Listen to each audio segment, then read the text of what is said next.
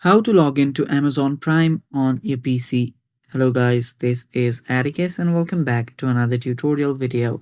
In today's video, I'll teach you guys how you can log in into your Amazon Prime account. So without any further ado, let's dive right into it. The first step here is simply open up a web browser and search for Prime Video.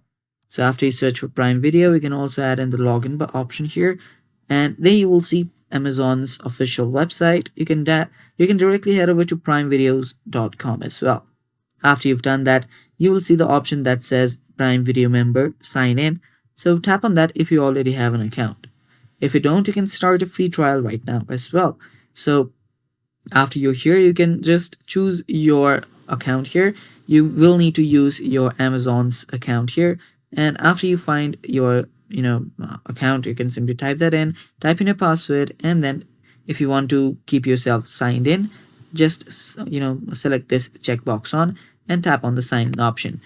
After doing that, you'll get logged in into your Amazon Prime Video, and yeah, that is basically it. Thanks for watching. Stay tuned for more, and bye bye. Take care.